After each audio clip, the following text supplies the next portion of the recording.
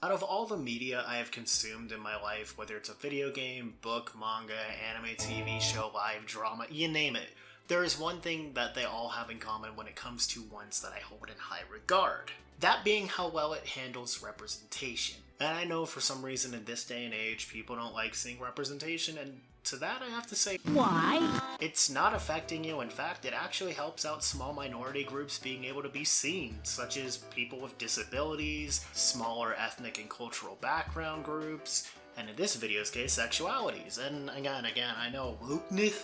Shut the fuck up. Right in, Shut like, the fuck up. Talking nonsense. It was like so pretentious. But you know, whether you like it or not, I think it's really great to just have that extra connection to a character you like. For example, with me, Ryuji Sakamoto from Persona 5, me and him both have a similar personality as well as the fact of a similar limp. But going back into representation, a series that I hold to really high regard that we're talking about if it wasn't obvious, One Piece. The One Piece is real! Besides holding the series to a high regard for the fact that, you know, it's a special interest of mine, I really do think One Piece has pretty good representation where it counts. For example, when it comes to ethnicities, none of the Straw Hats are of the same ethnic background, being Luffy Brazilian, Zoro Japanese, Nami Swedish, Usopp.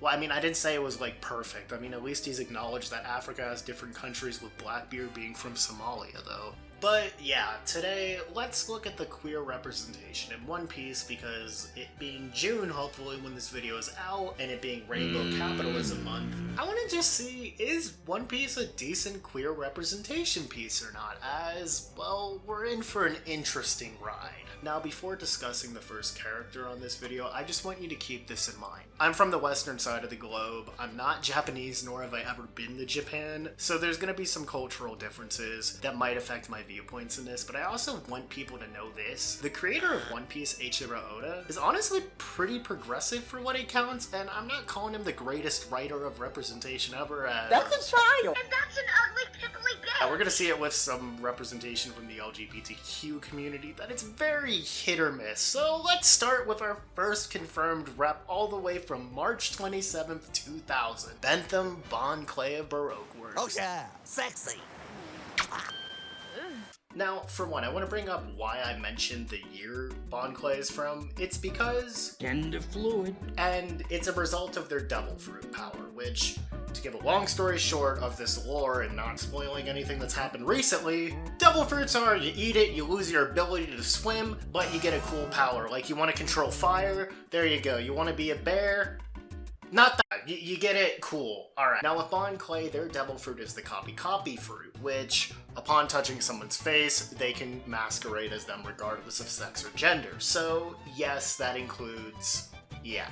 Now, I can already see some people going, well, look at Bon Clay, how they act. They're extremely flamboyant, it's probably a stereotype, and yeah, I kind of get that sentiment, though I will say this, the gender identity of Bon Clay, at the least from my perspective, is never critiqued from the series itself. In fact, most of the jokes going with Bon Clay as the butt of the joke are about their intelligence, or the fact that they're not Zoro. I mean, shit, Luffy, I'd do the same thing. But, you know, regardless of that, when they're introduced, they are a very, very friendly character. In fact, despite being on the opposing side of the Straw Hats in the arc they're introduced, Bon Clay sacrifices their freedom with one of the most legendary speeches about gender identity. 男の道をそれると女の道をそれると踏み外せぬは人の道 Bon Clay as well is a very, very well-loved character in the fanbase for One Piece, being that they are the MVP of the Prison Break arc, which I'll cover Impel Down in a second here since we got someone involved with that, but again, Bon Clay always shows why they're beloved. They are such a loyal friend, and that is their biggest identity besides not having a gender identity. And I know you could argue, haha, flamboyant design and they're queer, so obviously stereotypes from the time, but I gotta give Oda props for this. Bon Clay is just a well-written character. If I had to rate them out of 10 here, which we're gonna be doing for all of these characters, I'd say a solid 8 or 9, because yeah, you got the stereotypes, but even then, you could argue, oh, the design, but like, dude, look at some of the designs of One Piece. Anyways, let's get into that Impel Down Prison Break arc, because we have our second character to talk about in my personal favorite representation piece, which is... I wouldn't exactly call this hell. but if so, at least it's a gay one. Tim Curry, you could rest easy knowing that Rocky Horror has the best inspiration ever. It's the HRT machine themselves, Emporio Ivankov. Okay, I gotta be real with this. I'm so biased with Ivankov because I absolutely love them. If you couldn't tell just by the joke and all that. Yeah, they're based off Frankenfurter from Rocky Horror Picture Show, and this has been outright stated and confirmed by Eiichiro Oda, the creator of the series, in Volume 58's SBS, which, TLDR, it's basically a Q&A section in every volume of the series, and in the question, Oda himself states as following. So yeah, not even just that, but they're also based off a close friend of Eiichiro Oda and Mayumi Tanaka, aka, Luffy's voice actress, showing that both of them are pretty big allies in the queer spaces of Japan. That's actually pretty fucking cool. And how is Ivankov as a character, you might ask? Well, That what you call gender is a label. It's nothing but a border. Oh yeah, they are like one of the best characters ever. They are absolutely a blast. Genuinely, every time they are on screen, I am having so much fun. And on top of that, the place they're introduced, level 5.5 of Impel Down, the queer paradise, similar to Bon Clay and a lot of other characters, Ivankov does have a devil fruit though, and it's the hormone fruit, which they can harness any hormone the body can produce and use it, whether it's adrenaline, if you want to get hyperactive as fucking beat shit up, serotonin for our little depressed girls here, and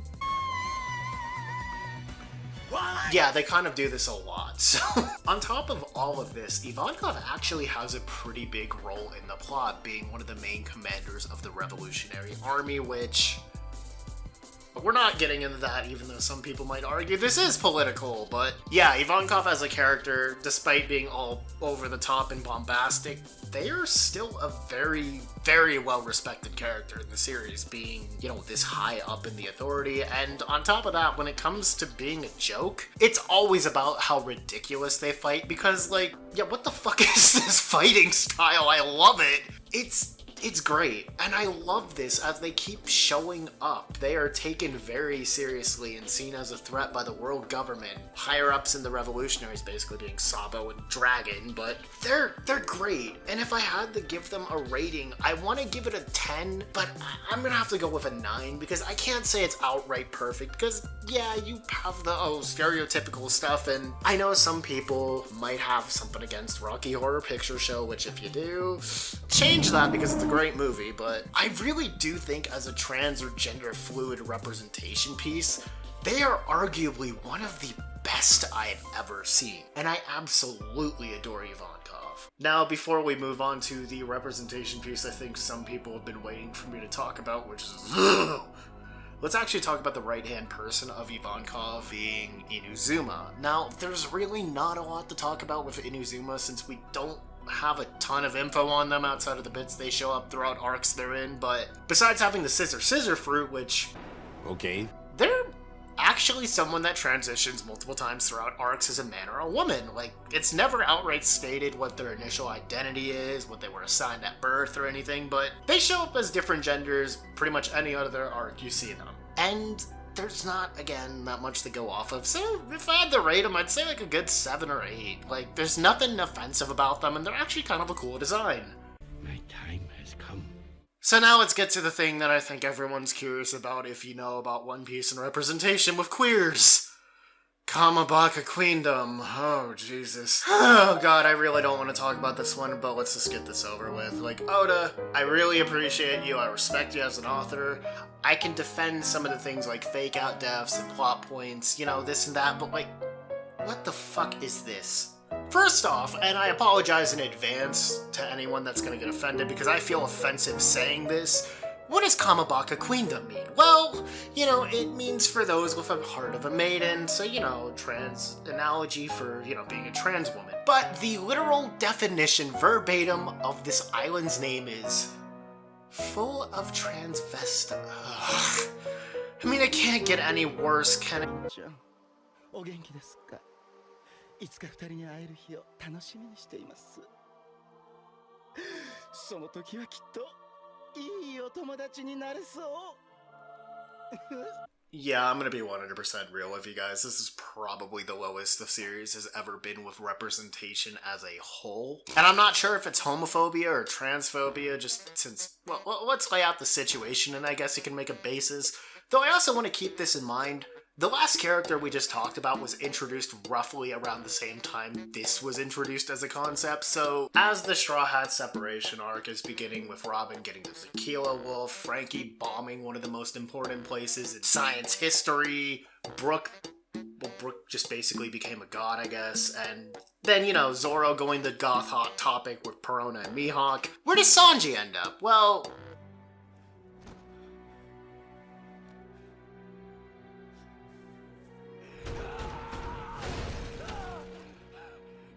yeah, of all places he could end up, it's this island when Luffy got sent to the island of lesbians, which I don't know which one would have been worse, but I'm gonna pass the blame mainly to Toei for how they adapted this, because this was a cover story series where, throughout Impel Down, some of these cover arcs were showing up, and, just like one page, and yeah, you see this one, it's not great, but it's not the worst thing ever, but then Toei was like, oh, well, we gotta adapt this, and then it just gets so much worse. I mean, as Sanji goes through this island, he discovers the residing queen as Ivankov is not there, and, he clashes with them. And then...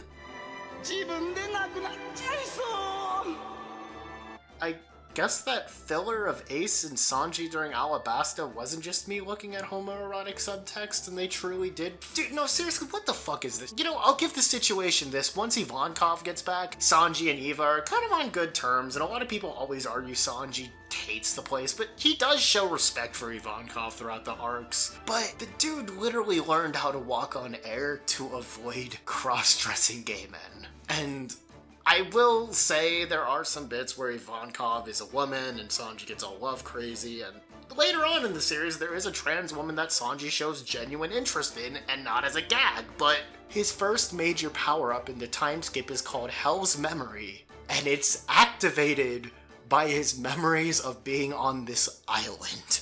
Oh, thank God it was changed to later be altered and activated by his childhood trauma, but yeah, if we're gonna talk about New Kama Island, I'm being generous here by saying it's a 2 because I don't know if it's homo or transphobia, but it's one of them, okay? Finally, we are on to our last canonical representation here, and it's actually of a trans woman. Huh? Wait, what do you mean that Okiku's the second trans rep? I thought, wait, well, who's the first? Oh, yeah, Morley, that's right! Well, this is a bit of interesting trivia since it's not outright stated in the show or manga, but yes, Morley is actually a trans woman as confirmed by a Viver card, which, yeah, we'll get into those later here, but I really do think Morley isn't necessarily a negative piece of representation when it comes to the trans community. Granted, I myself am cis, but I don't really dislike Morley as a character, as we don't really have a ton to go off of, as she is one of the revolutionary commanders of the seas, but it's a very blink and you'll miss it outside of the outfit that she wears, which, I mean, there's the dialogue here and there that so far has been reduced to, oh, don't look at my skirt, don't look up it, which, I guess, but also a little fun fact about Morley, when I mentioned Impel Down level 5.5, she was the one that made that portion of Impel Down, as she has a mole devil fruit. So, given how we don't have that much to go off of with Morley at this point in time, I'd give her like a 5, maybe a 6. I don't think she's inherently negative representation, though, it's kind of out of the gag stuff, but I do like that she still is able to hold her own, and she isn't really reduced to that. It's more her making the jokes rather than people at her. Finally, let's get to the last confirmed piece of representation for the LGBTQ community in One Piece, being Okiku. And I'm gonna be 100% real with you. Okiku is one of my favorite characters in the whole series. I adore her so much, and so many do as well. Yeah, see, Sanji's not transphobic if you Okay, maybe that's in poor taste. But Kiku is genuinely a character, as I was weekly with Wano when she was first introduced. I would have never predicted that she would have ended up being a trans representation piece. And I really do like it, though I gotta say rewatching Act 1 of Wano makes this a little bit funnier when it comes to Zoro. Damn, you are a sizable woman. By the way, this is the most interest Zoro has shown in any woman ever. But Okiku, in terms of the plot, is a retainer of Kozuki Oden, one of the major plot centerpieces of Wano and what leads the crew to get to Wano as is. She's a swordswoman and a sibling of Izo of the Whitebeard Pirates, who is another retainer of Oden. Now, I do actually want to bring up Izo here, as they do have a lot to do with Okiku's character in general, but he's not a queer representation piece, despite what some people might think. It's just the fact that he wears makeup and dresses a little feminine, which, you know, more androgyny, that's cool. Though I do want to bring this up because I mean, it's their brother and sister. He's an ally. I like Gizel a lot. But during Act 2 of Wano, when Luffy is in the prison, getting everyone the riot, when Chopper and a few other retainers start showing up, like Raizo and then Kiku herself, someone spots Kiku, and then we get... お天井で死んだはずのワノ国一の美青年剣士残雪の菊之丞男なのか心は女です。 And you know what? I think this is a good way to reveal a representation piece, especially when it comes to someone that is trans themselves.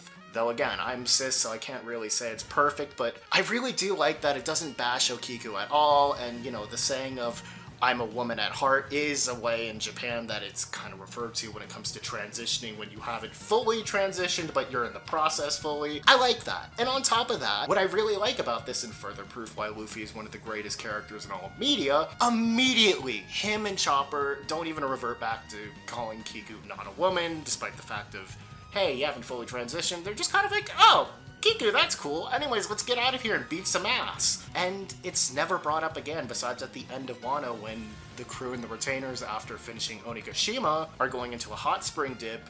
And at this point, Okiku asks Nami, hey, is it okay if I go in the women's bathroom? Because I'm so used to showering and bathing with the retainers of Oden. Which even Nami is just kind of giving this look of, why would that be an issue? I gotta say it, as I'm kind of biased with her, but I gotta give her a really solid 9 out of 10, or even possibly a 10 out of 10, for the fact that it's acknowledged, brought up once, never again mentioned, everyone that knows of it respects her completely. And on top of that, in terms of the dub, a little fun fact is Okiku's dub actress in the Funimation dub is trans themselves. That's all the confirmed representation we have, so let's feel some fire here with some controversy on the fact that there are two characters you could argue are representation, starting with the protagonist himself, Monkey D. Luffy. Yeah, you heard that right. Monkey D. Luffy, the protagonist and figure piece of One Piece itself, the future king of the pirates, heavily implied to be asexual. Now I know someone's gonna immediately bring up, oh, what about the happy poncho when Bon Clay was Nami, or this or that? And I want to bring this up specifically as it's brought up by Oda in an SBS that the reaction was to kind of fit in with the guys like Usopp and Chopper. And on top of that, the only time that Luffy has ever positively commented on someone's appearance in terms of like beauty was Alvida during her reintroduction in Logtown when she was working with Buggy, so shippers eat your heart out, I guess, but I just gotta bring this up. When there's a series like One Piece and there's all these devil fruit powers and one of the most beautiful women in the world has one that is based off a strong emotion, and a lot of times it's used in a lustful sense, and Monkey D. Luffy falls into the showers and sees her butt naked. She uses her devil fruit on him, and there's not a single reaction to where even her and her sisters are like, why is this not working?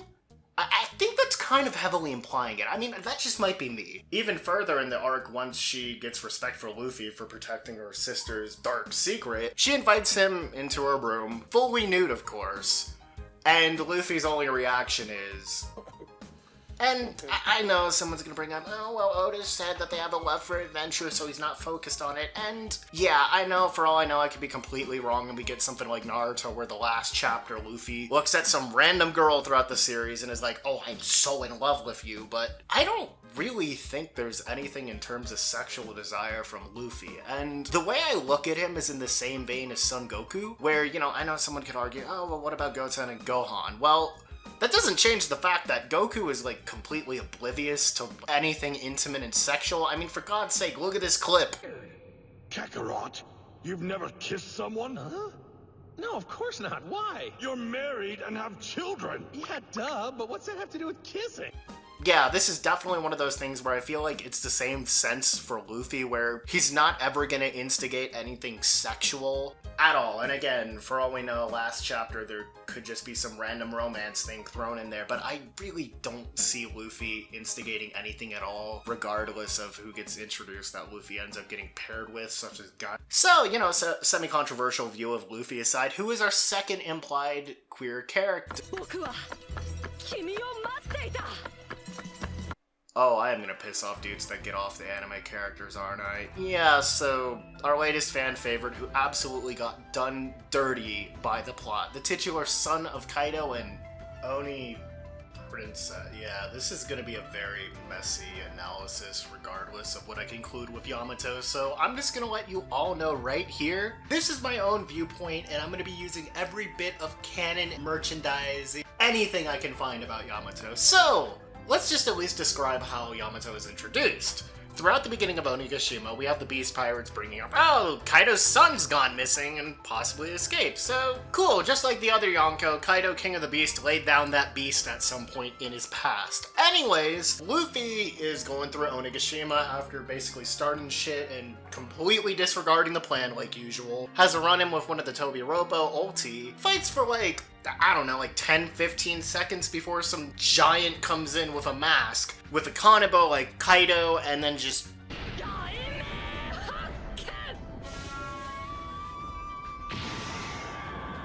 Thunder Bagua the fuck out of ulti. And almost immediately after this, Luffy, of course, not knowing who Yamato is, starts fighting before using Red Hawk and being told, hey, this reminds me of Porcus D. Ace. That's your brother, right? Because you have to be Monkey D. Luffy. Luffy, of course, knowing that someone else knows about Ace and Wano, is like, well, okay, you got my interest, let's talk at least. So they go up into the ceiling panels, and then yeah, almost immediately all the talk of Kaido's son and all that went into complete discourse because, you know, you have the self-proclaimed Kozuki Odin, and then, yeah, this really makes it a fun thing to debate. Even Luffy flat out says, well, hey, didn't Kaido have a son, and what's up with you? To which, you know, Yamato says, well, Kozuki Odin was a man, so I'm also, which, yeah, that's cool, so Yamato just has gender dysphoria, I guess. Hell, Luffy almost immediately is like, well, alright, Yamo, you're kinda cool, Yama, bro, let's go and start some shit. And what makes this really, really convoluted, and I mean every character in the current timeline of One Piece refers to Yamato in masculine ways, regardless of, like, kanji, English translation, you name it. And, you know, Kaido possibly being bisexual and an ally, I mean, it makes perfect sense. So I guess Yamato's a trans man then. I mean, for God's sake, that bath scene I brought up with Okiku, Yamato word for word is like, well, it's not a co-ed, it's hot springs, so I guess I'll go with the guys, and nobody questions it. Well, I mean, Sanji and Brook react as well as you expect, but that's the end of it, right? Oh no, I gotta bring the Viva cards up, right? Before we even talk about this, I do want to bring up, back when the worldwide top 100 voting was happening to celebrate 1,000 chapters and episodes, Yamato placed top 15 overall, and I mean, you know, that's cool as hell, and verbatim, the translating broadcast says, wow, it's actually interesting despite being a recent character, he plays so high. And then, you know, we have some figures where it says, so Yamato's a woman. Any other Squidwards I should know about? Meow. Okay, yeah, well, let's just get into the Viva cards at this point, because I want to bring this up. Despite what people will tell you, they are not the most accurate pieces of information, however, they can be reliable. But they're known to get info wrong, such as Reiju having a devil fruit. She doesn't, it's her Germa power. Or the ages of some characters like Caesar Clown being listed in his late 30s, early 40s, when it got reconfirmed recently that he's actually like 59. So yeah, fun fact for people that don't understand it, Oda does not write these, it's part of his editors, some of the One Piece team, they kind of just go up to Oda and are like, hey, give me a fun fact about Gaimon, and he's like, hey, yeah, sure, whatever, he's God, here you go, and that's it. Because, honestly, do you really think Eiichiro Oda balancing the manga, adding things to Wano through the anime adaptation, and now the live-action series has time to annotate every single one of the 1,000+ character Viva cards? But Ace, you might say, what about Yamato's butt? Look, I'm sick of this shit. I'm just gonna be real with you. The last 2 years, anytime I've brought up Yamato from One Piece, it is a nightmare and a half. My viewpoint is, and again, I don't fully align with gender because, you know, fun fact, gender and sex are completely different things. As sex is your biological parts and gender is how you want to be perceived.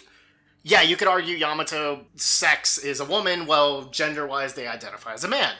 So, you know, all in all, Yamato can just go by whatever the hell you wish, but honestly, just don't shit yourself if someone calls them something different. Though to me, personally, I more align with the idea that Yamato is a pre-op trans man, but dude, this is a series where you can eat a fucking fruit and turn into a jacket. Is it really that much of an issue if Yamato identifies differently than they're perceived? Fuck off.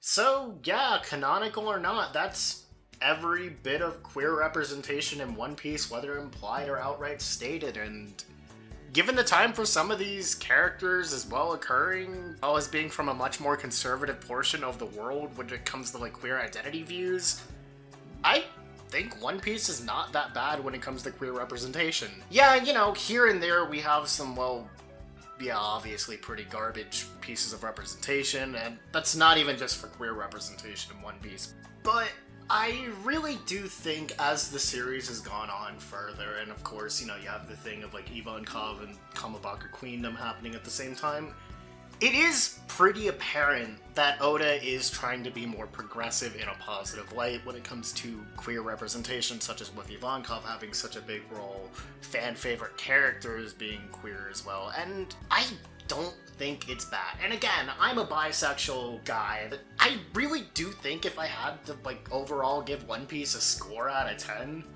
I'd say it's like a 7. It's good, not the greatest, not the worst, but especially for its time and where it's from, it's not bad. Now, the one thing I will absolutely say, Oda, there is one way you can get a perfect 10 out of 10, and that is if you confirm that Crocodile is Alright, is this on? Hi there, this is me.